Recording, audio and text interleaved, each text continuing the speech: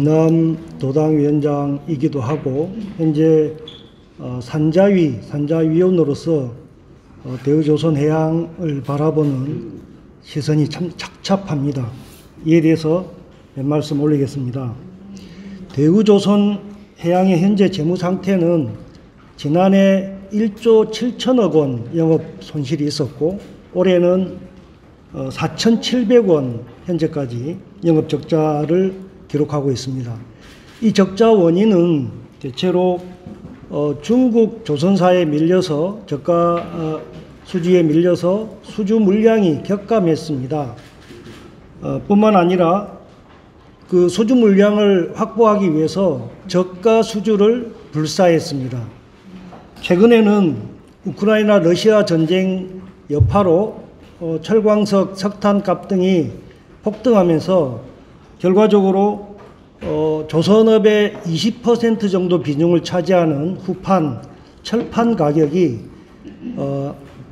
지난해에 비해서 2배 정도 올랐습니다. 톤당 60만 원 하던 게 톤당 110만 원으로 올랐습니다. 그러니 원가 상승에 따른 영업이익이 손실을 계속 누적될 수밖에 없었습니다.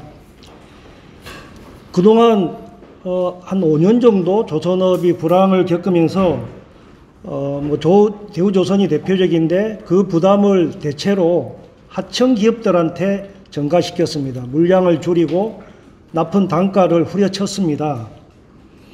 하청 기업은 어쩔 수 없이 또 하청 노동자들에게 그 부담을 전가시켰는데 임금을 30% 삭감하고 상여금을 550%를 줄였습니다. 당연히 거제시에서만 3만 명 정도의 노동자들이 대량 해고되었습니다.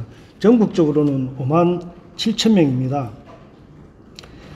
다행히 지금 조선업이 호황으로 전환되고 있습니다.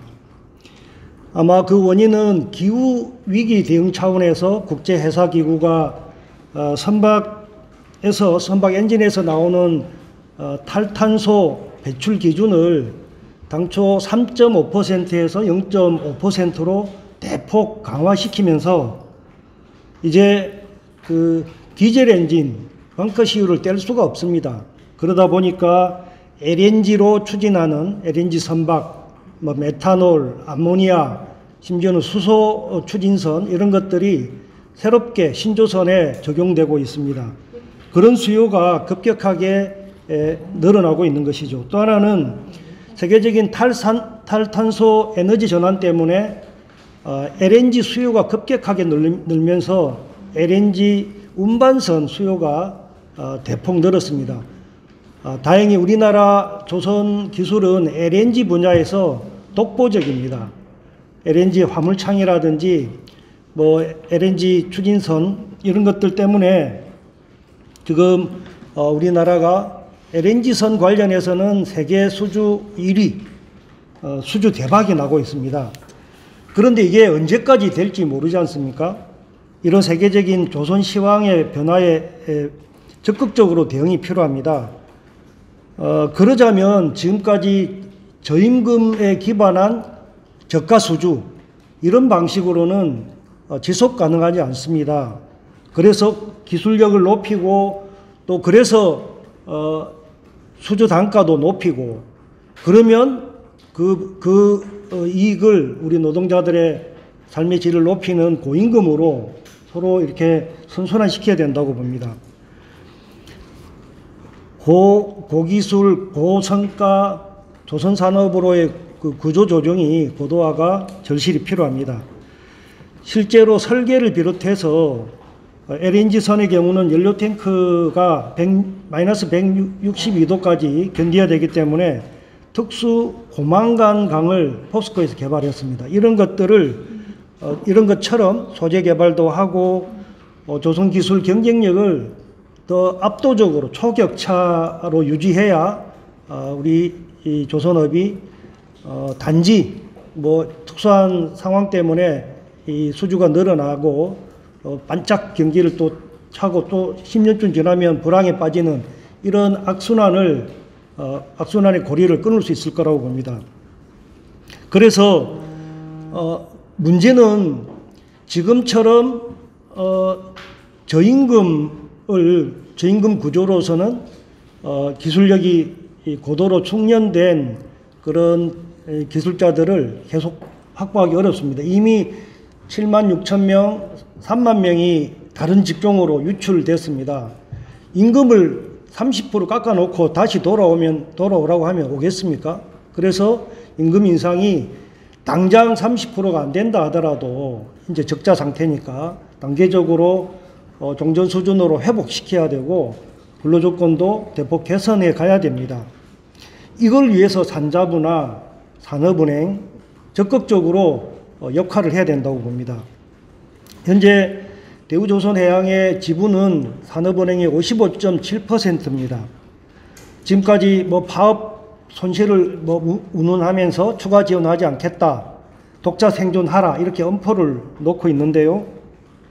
문제는 수주 호황을 맞이하고도 숙련된 노동자들이 다시 돌아오지 않는다면 이것이 지속되기 어렵다는 겁니다. 그래서 유동성 위기가 또 우려가 되고요.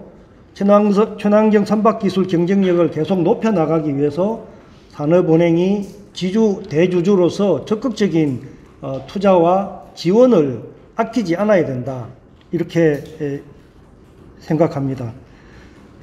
특별히 숙련된 조선 노동자들이 조선 현장으로 다시 돌아오기 위해서 원청의 납품 단가를 단계적으로 인상해야 된다고 봅니다. 그래야 하청 노동자들에게 인건비를 종전 수준으로 더 높이라는 게 아닙니다.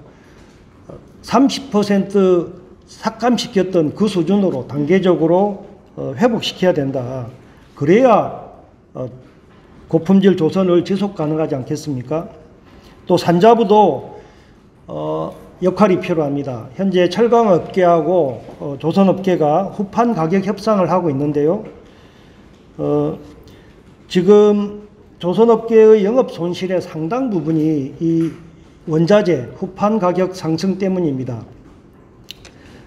반면에 지금 철강업계는 사상 최대의 호황을 누리고 있습니다. 포스코 홀딩스 같은 경우는 지난해 9조 2,300억, 현대제철은 2조 4,400억, 동국제강도 8천억 정도, 사상 최대의 호황인데 후판 가격 상승으로 해서 이렇게 막대한 영업이익을 취했습니다.